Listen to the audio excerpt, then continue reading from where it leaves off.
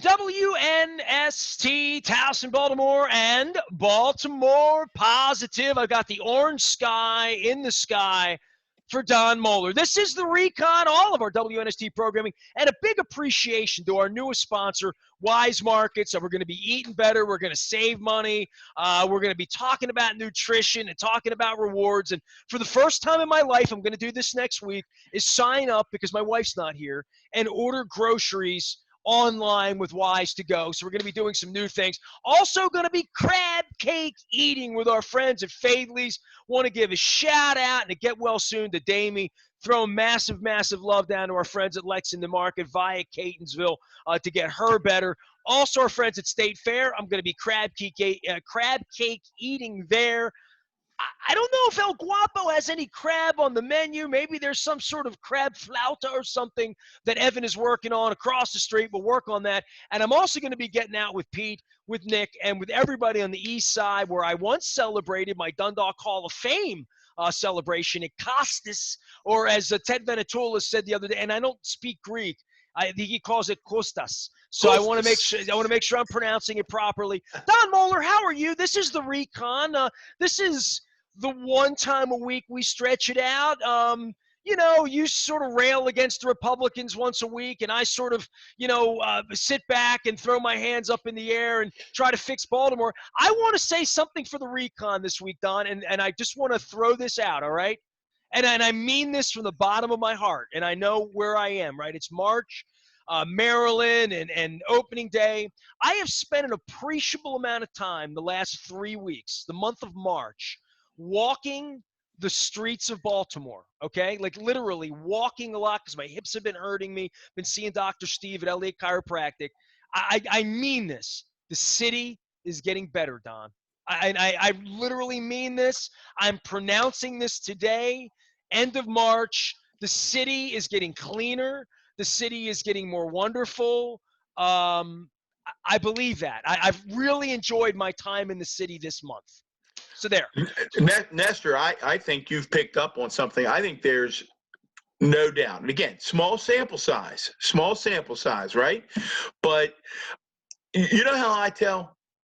I have people unsolicited say to me, I know you felt pretty good about the mayor. I know you have a relationship with the mayor, but I've got to tell you, I think he's doing a good job. And when I start to hear that unsolicited, again, I think Mayor Brandon Scott would be the first to tell us, right, that there's a long way to go. We haven't even crossed the 50-yard line. But I think people get a sense that we have a young, energetic mayor who has a vision that says Baltimore, as you alluded to, Nestor, doesn't have to be dirty, doesn't have to be crime-ridden.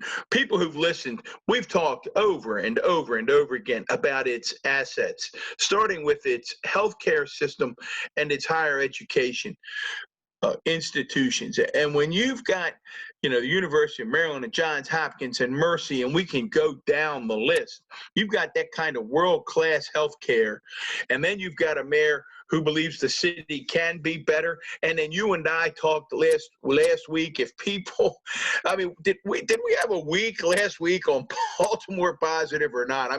We talked to some phenomenal people. We talked to local restaurateurs like Jackie McCusker of Nacho Mamas and Brian Recker, who had an incredible recent reopening of the Recker Theater. We talked to Reverend Al Hathaway. Nestor, I don't know about you, but I was struck when I said, what are you up to now, Rev, with Act Now Baltimore? You're up to about 15, 16,000 people. He laughed and he said, 100,000. 100,000 people energized to make this city better. Congratulations to Reverend Hathaway. And then we had Justin Fenton. While it's not a feel-good story, I think Justin reminds us all about why we have to be so vigilant when he retells reminds me why we need a newspaper, why we need journalists, why we need press conferences, why we need investigations, why we need transparency, right? Like in every facet, right? Like, so that story to me, The downside of that is, Don, can I just give you a quickie? Saturday night, my wife celebrated 7 years, right, of being alive Right. after her diagnosis. Congratulations, So Jen. March 20th, right, March 20th is sort of a little bit of a dark day. Our lives changed dramatically, right? It's how Baltimore Positive was birthed, all of this began that night over on the 5th floor at Johns Hopkins at Orleans and Broadway, right? And literally 3 blocks from there, there is a restaurant. I want to give a shout out. So this is free plug. Are you ready? I'm giving you a place you're going to go eat. You ready? Tuned in. All right. La Barrita, Barrita, Argentinian. It is 2 doors down from a place called Life O'Reilly, where myself and my father-in-law, my wife's dad, would go to get away from the hospital. You know, when you're at the hospital over there, there's a Popeyes, right? There's downstairs where when you go downstairs to eat, you will see bald children in the courtyard. Oh, I know And, you know, so Nestor, I know that area quite well. so this rocks your world when this happened 7 years ago. So all these years later, 2 doors down from the Life O'Reilly, where I used to go get a cheeseburger and a beer to leave my wife's bedside without having to get in the car and go visit Nancy Longo, or and like at that point I didn't want to touch anyone, right? I wanted to be away from people, much like the plague is now, right? With the masks and Purell and all of that, dry hands, cracky skin, all of that. And we went over on Saturday. We walked through the city on a beautiful Saturday night. Little jacket, but it was nice, upper 50, 60 degrees. We could have eaten outside. We chose to eat right inside the door. And just experienced this incredible, they call it Baltimore Positive night. I don't even want to be trite about it, Don. We stopped at a friend's house. I'll out Dave Sheinin as being one of the really phenomenal human beings, writer for the Washington Post, covered Olympics, never really met his wife. We sat outside, we had a drink, we walked through the city, we walked past Eckaben. Don, there were 45 people. There were people dotted everywhere waiting to get their broccoli tempura. Are you familiar with the Eckaben story? I am, and I was going to say to you, Nestor, isn't that the way it should be? That when you do something totally dedicated to others and you fly to another state to make a meal for someone who's not in a very good spot at that moment, and word gets out, and then the public says, that's the kind of business that I want to support. Nestor, for those who aren't familiar, who are listening, give them the For Dummies version of the Eckaben story, because it's phenomenal. Well, I mean, I would encourage everyone, and it's not like Baltimore Magazine's a code partner, but we love them. I love Max. Max is on this week. We'll talk to her. They did a great story on Steve Chu. I believe that's the pronunciation. His dad has a place out on Reisterstown Road. Don, if you have not read the story, you must. Have you read it? Have you read it? You have. Okay. All right. So if you've read that story, you would get the whole background. My background is that every Sunday morning we go to the farmers market. I've told you I think it's one of the great things to live in Baltimore City, to walk to the farmers market and buy incredible corn from Bartenfelder's and buy incredible Eastern Shore lettuce. And my partnership with Wise Markets now, I'm going to be finding the local produce there and talking about that as well, and finding fresh cantaloupes. But we go to the farmers market every Sunday, and we would see the Eckaben stand there. And I'm not the biggest steam bun fan, and I'll probably tell Steve that when he comes on. But the neighborhood bird is one of the incredible, I mean, I would almost call it a delicacy. Don, have you ever had the neighborhood bird? Be honest with me. Don't lie. No, I have not. Well, I mean, come down on Tuesday night and join me and John Allen. We're going to go get a neighborhood bird. The tempura broccoli is something that comes a little side door. So the neighborhood bird is something sort of everybody knows about here. It's a curry chicken with like a mango and rice. I've learned to eat with chopsticks, so I mean, that's just crazy. It comes with these little pickles and a little pickled relish onion thing going on. So anyway, it's delicious. It's incredible. But I had never gotten the broccoli tempura. And here's the deal on the broccoli tempura. And I'm going to tell everybody this, and Steve knows this too whenever.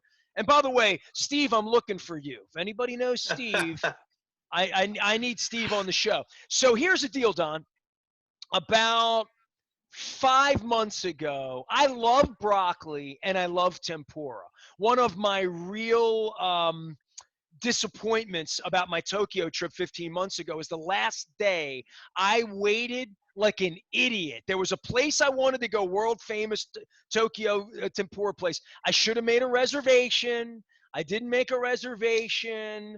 I didn't get the tempura. I had great tempura because it's Tokyo, but I didn't go to the place I really wanted to go in Tokyo, the place that I had an eye on all week. So I get back here and I see broccoli tempura on the menu over, and I said, I'm going to order it. And the girl says to me, listen, you're going to order it. We're going to serve the box open. Eat it right away. Eat it right away. You don't want to put the top on it because it gets soggy, right? And I'm like, I ate it, and we were seeing Eddie Lauer. This is back maybe like August, maybe September. It was late. Dude, I'm very late to the broccoli tempura party, and it's unfortunate, but now you're not late to it. Now that I didn't want to tell anybody because I was afraid there'd be 45 people out and that I wouldn't be able to get it. And now, like, there's going to be a line, and I'm only going to be able to go on Tuesday afternoon, and that's fine. But the broccoli tempura is the best thing. No disrespect to the meatball at Amici's or the bookmaker or anyone's crab cake. The broccoli tempura at Ekiban is the best thing that I've ever put in my mouth. And I would have told you that 5 months ago. I couldn't have told you that this time last year. So this week, and I want to take this back to you and let you rant and rave. This week, and this is going to be our new theme. Jackie McCusker, this is her quote. You ready? Finding the beauty in COVID. Finding the beauty in COVID. Had I been traveling last year or going somewhere else, I wouldn't have even found the great things in Baltimore like La Burrita and like the broccoli tempura at Ekiban. So there you have it, Don. There's my Baltimore positive rant. Well, does it get more positive? Does it get more positive than the owner of a restaurant driving to Vermont to personally make the dish for someone fighting cancer? That's about as Baltimore positive as it gets. So that's the kind of story that you and I love to tell on Baltimore Positive. And speaking of positive stories, how about Sister Jean? How about Sister Jean? Basketball has, Baltimore positive. Well, I think when it comes to sports, right, you and I began our relationship literally this week. The opening day in 1992, you were my co-host. People wonder how far back we go. You were in the original Sports Huddle with Tom Catt, my partner, and Dave Muir up on the roof at the Holiday Inn doing sports. This weekend, it felt like sports kind of came back. And if there's a heartbeat for the Orange Skies and the Orioles and the Terps and certainly the Ravens and free agency and whatever that's going to be, that golf, the Preakness, lacrosse, all of that, it feels like the oxygen's coming back, Don. Well, Nestor, I don't know about you, but in my family, with the exception of my wife who reads her book and peeks in there every so often, I mean, having March Madness back, and, we always have to be careful with hyperbole and exaggeration. But I'll tell you what, Nestor, and you're a guy who has a photographic mind when it comes to sports. I will put these opening rounds up against any March Madness. It's almost like fitting, right? We had to take a year off. We had to be in this dark place. And then we end up with a couple of days of basketball that are just hard to describe, headlined by Sister Jean. Don Mohler's here. We are doing the Recon right now. You can find all of our work out in the audio vault as well as at BaltimorePositive.com. Look, the sports thing's fascinating for me in that watching basketball over the weekend and following along on social media with games that matter, that everybody's watching. Like all my football writers are watching, and all my people I follow on Twitter, political people, doesn't matter. Everybody's watching basketball, right? And opining about whatever state you or the Terps or Scott Van Pelt or whatever. But the story of social media and losing teams and athletes and the kid at Ohio State over the weekend, and Wait a minute, Nestor. the young lady from the Oregon Ducks, right? With Gloss over. Back up. Back up. Back up. Don't gloss over the EJ Liddell story, because I think that represents, in the midst of the wonderfulness of March Madness, I think the EJ Liddell story captures so much of what is wrong with our country right now and where we have to get better. I mean, I thought my 14-year-old grandson Jake captured it when he texted me the story. That was the first time I'd seen it. I call him, he's my sports aficionado. He's like the WNST tech service. You know, if I don't get it from NST, I get it from Jake, the sports guru. So he texts me that story, and he sums it up like this, out of the mouths of a 14-year-old, right? Pop, this is messed up. Can you summarize it better than that? For this is messed up. And for folks who don't know, who don't follow, an Ohio State basketball player, his team, obviously their team got knocked out. They were a number 2 seed, right? Got knocked out of the tournament. Obviously, if you're an Ohio State fan, it's not a happy day. You're sad. But the threats, and you've lived this, Nestor, you've been through this. You have a close-up lens to this that most of us do not have. But it's why you no longer take calls, right, on Monday morning. The anger and the threats and people wishing ill on him and his family because a bunch of college kids did not win a game, by the way, in which he was their best player. So not that that would matter, but I said, we've got to be better, Nestor. I mean, what was your reaction, again, as a longtime sports host, when you read that story about Liddell and what happened? Well, I don't think it's any different than anybody else. I think Patrick Queen retweeted and said this happens, this happens to players all the time. This is where we are with the bullying arm of social media. Look, I could go to the root of all of this when I took myself off the radio and started Rob Long's career back in 2005, right? And how I didn't really want to tend bar at that kind of bar anymore, literally, where the expectation on a media level, and I know we rail about Fox News, and I don't want to be in the outrage business. It's not what my father dreamed of me being. It's not why I went into journalism, was to write for, David Pecker's publication. It's not why I got into this. I got into this because I love Baltimore. I love the Orioles. I love sports. I love baseball. I dreamed of having a football team back in Baltimore. That dream happened. I dreamed of winning Super Bowls. That happened. I dreamed of going to Super Bowls. That happened. I dreamed of the Terps winning a national championship. That happened. I dreamed of the Terps going to an Orange Bowl, and that even happened. So all of these, I did dream we'd get a hockey team here. That didn't happen, but at least the other team won and Trotz won.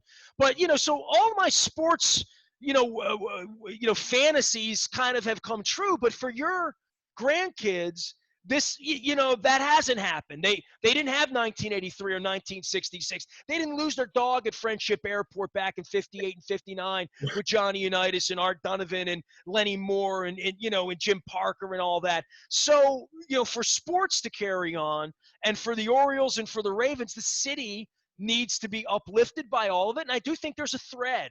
And I think opening day coming 2 weeks from now, I think lacrosse, I think families, I think people getting together, and how weird this has been the last year, that there is a point in all of this where those of us, you and me, and I don't want to say we pick sides in this debate or whatever, but the side that doesn't think teachers should have guns, and and we should shoot bleach into it, like these crazy things that have happened the last 5 years, that there has to be some healing, there has to be some calm, there has to be some peace. We have to get guns off our street. Yeah, we have issues in all of that, but there has to come some sort of better thing for all of us. And I think sports is the one thing that has during the course of my lifetime, whether it was riots in Detroit the week I was born in 1968 till now, sports has been something that does bring people together. And, I'm hoping that the quiet time of us coming out of this thing, we could be a little kinder and gentler in pointing out that your grandson can see that's messed up and hopefully spend the rest of his life not being a part of that. Yeah. And I think for him, he personalizes it. He's an athlete. He loves to play.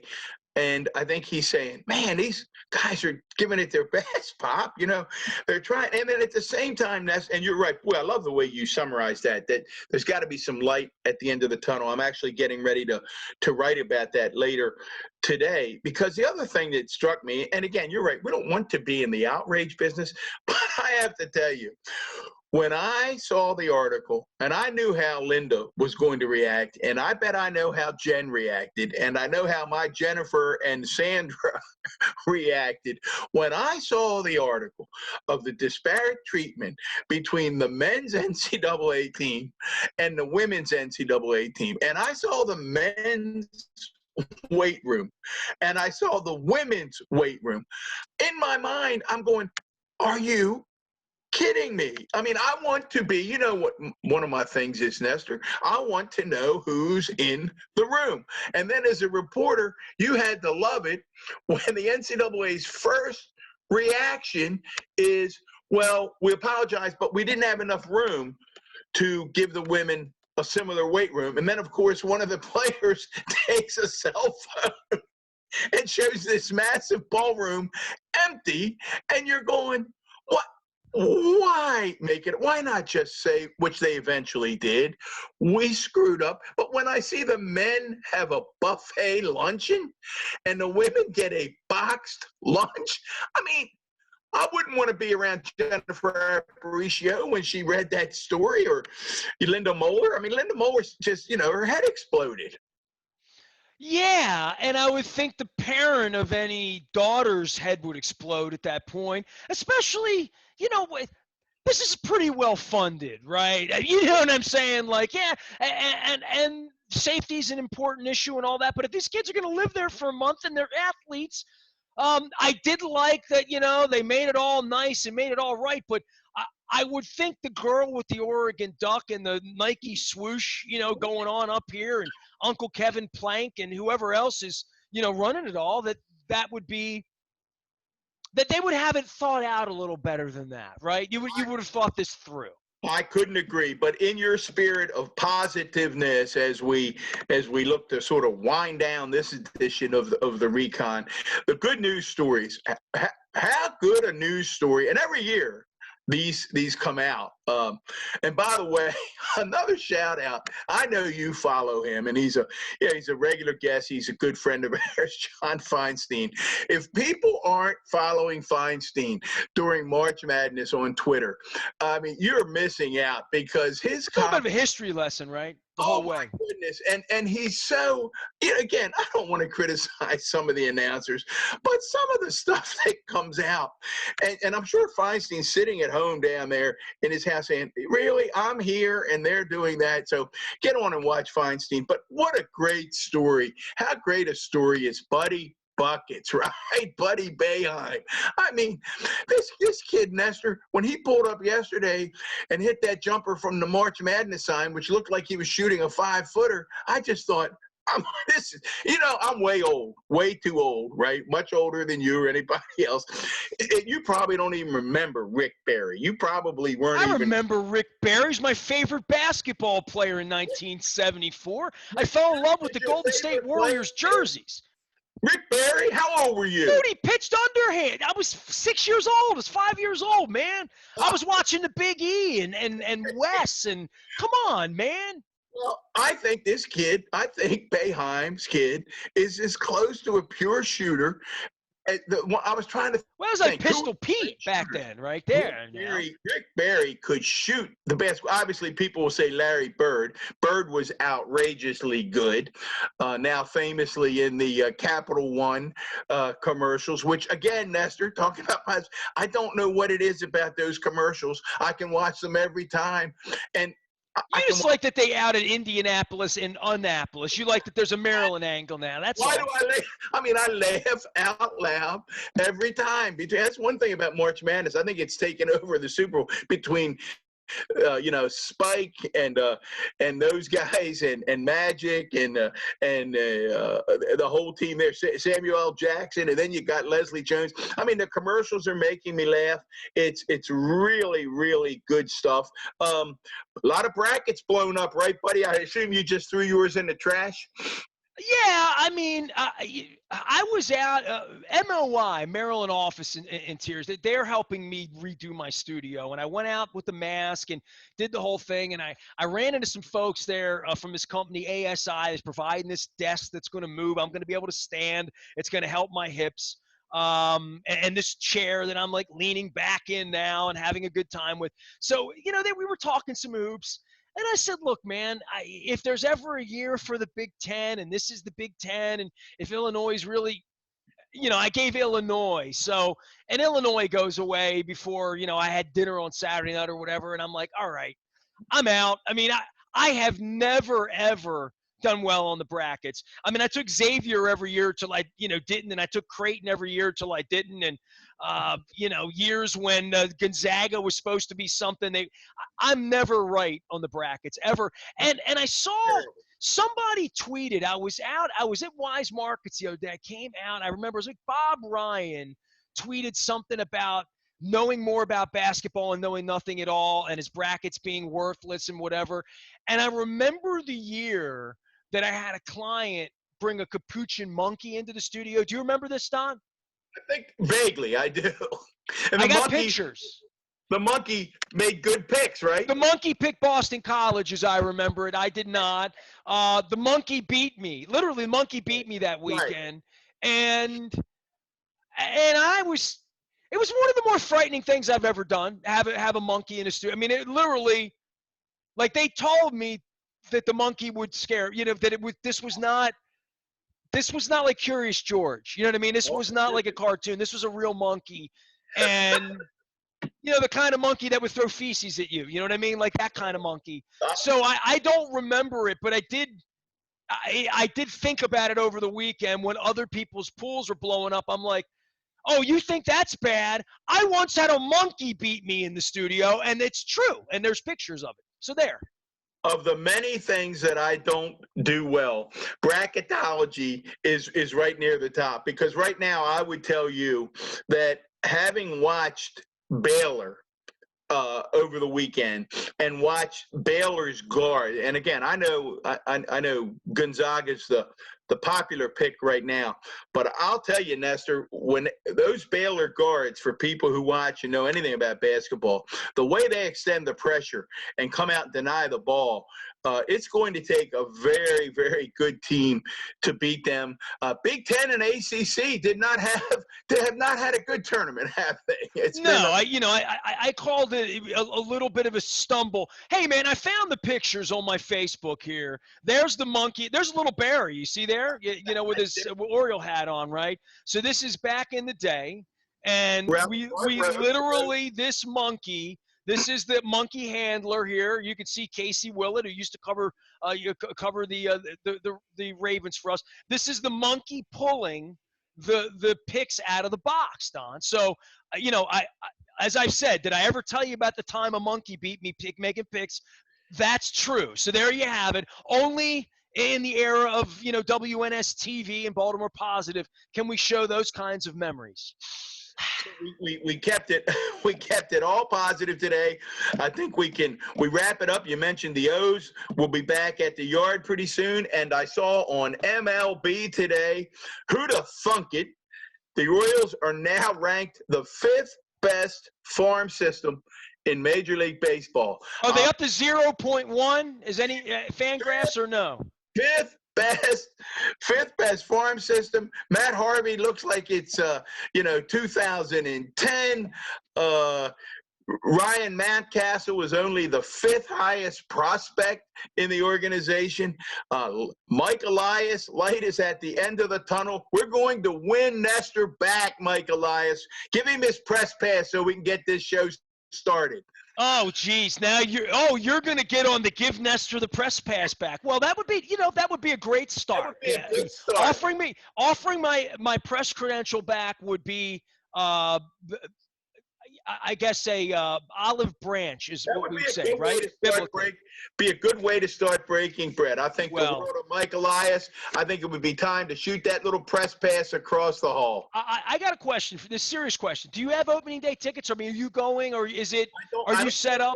I think we're going to wait just because of the COVID thing. I talked to Jeff the other day. I think our game plan now is to shoot for around June 1. See Oh, how it okay. works.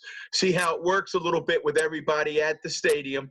Obviously, Jeff and the boys aren't in the cohort yet who have been vaccinated, nor have you, right? You haven't No, been. I have not. I actually went up when Uncle Larry had his press conference the other day and gave me my date, right? April 27th, I'm eligible, right? I went up to the GoVax site. I put my name in, but it wasn't ready for me. And I thought, I'm not pissed at government. I mean, I said to my wife, I'm like, all right, so they made the announcement. I guess they can't have the website ready right away. But I thought like dates would be available, and on May 10th, or May 23rd, whatever, I could jump in there like Ticketmaster. I don't know when that gate opens, right? My So understanding, and we'll clarify this, Nestor. I'll make some calls and try to clarify this next week on the Recon. My understanding is that it will open up 12 midnight on the date that you become eligible. So I've seen folks saying, I'm setting my alarm. I'll be ready to go at 12 a.m. I'm going to email Michael Ricci. Is that his name, Michael Ricci? We're going to try to get Governor Hogan on, maybe explain that to us. That sound right? Love to have the governor on. He knows we'll treat him well. We said he's done a lot of good things. There's some questions we have about some, but good things happening. We got through the whole thing. We didn't really talk Fox News. We stayed away from Andy Harris. So we made this for everybody who needed just a little pick me up. This was the pick me up Recon. You mentioned. Well, I picked up. I mean, again, to recap, if you just came into this episode, I mean, I really have had a nice month. And look, I don't think Baltimore's perfect. It's been a little too deserted for my taste, to be honest with you. I need more people out.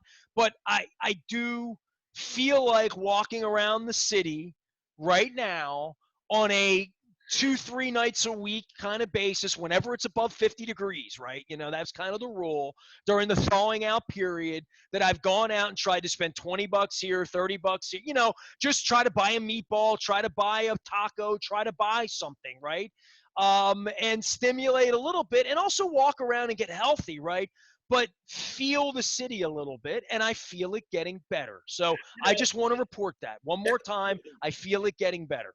And along those lines, Nestor, but before we jump off, would ask everyone a shout out to Baltimore County Executive Johnny O, who has introduced legislation. We'll talk more about this next week as well in Baltimore County, called the Note Act, that will allow restaurants. They've had a pilot program in the Catonsville area, Maryland's one of the arts districts, the only one in Baltimore County at this point, to allow them to have live music at restaurant settings. Would be a real boon to tourism. I think it's going to be a very, very popular bill. So thanks to the county. So you're saying Catonsville is going to become like an outdoor music place? Even more so, Music City, and around the county, Nestor, around over on your, where you grew up on the east side, all those waterfront venues.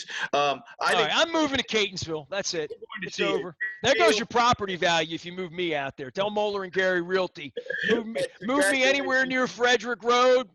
Things, everybody be moving over to Ellicott City or something, right? And here's what we've got to do. We have to reach out. We got to use our connections. We've got to invite Sister Jean to town to have a crab cake with you. Or you may have to get Fadley's to ship Sister Jean. I love Sister Jean. I want you and Sister Jean to bring. What you talked about? You loved Xavier back in the day. What was that? That was the Sisters of Our Lady of Fatima loved me back in the day. Believe me. Nestor and Sister Jean break and eat a Fadley's crab cake. Now, how well would that be received across the nation? Father Baumgartner and the church wine, right there, man. I mean, I was an altar boy. Sister Jean would find the Lord in me. Believe me. There you go. There you go. Recon. There you Nothing go. but good stuff today. Don Mohler is the former Baltimore County executive. He's my partner in crime here. We're going to get back over to Fadley's, and soon we want to give some love to Damien, everybody in the family, the Well Hahn soon, and Damie. Divine family. What? Say that, Don? I said, get well soon, Damie Hahn, one of our all-time favorite people. I mean, I chatted with her a couple weeks ago about this crab cake tour that I'm plotting. I'm not going to let the crab out of the shell too early, but we're going to be doing some crab cake eating around here this year and promoting some local business in conjunction with our friends at Wise Markets as well as our friends at State Fair in El Guapo, where I got to get over there and get a proper margarita and belly up to the bar, socially distanced. I know things are opening up. He's got that beautiful open air. First 70-degree day. It's going to be in the 70s this weekend, this Saturday, Don. Let me jump in there. I've got to tell you, I think I said it last week. I know there's all kinds of great options out there. I will tell you that my gang is absolutely addicted to the taco family meal at El Guapo. They're buying that thing once, sometimes twice a week. Just an incredible deal. Enough, you and Jen would be eating it for the entire week. Well, he sent us home with that about 6 weeks ago, and we were eating it for about 3 days. I'll tell you what, I've loved everything that I've had from El Guapo. We were there on one of the opening nights. I've taken carry out and curbside twice, but I want to go in and sit down, clean times, and eat nachos, guacamole, have a drink, have open air on the front, and hear the music of Catonsville on Frederick Avenue. El Guapo and our friends at State Fair, big shout out to them. Also, Jeff Mohler, who joined us, Mohler and Gary Realty, talking some real estate, also talking some Terps and some Orioles thoughts. You can find that out at BaltimorePositive.com.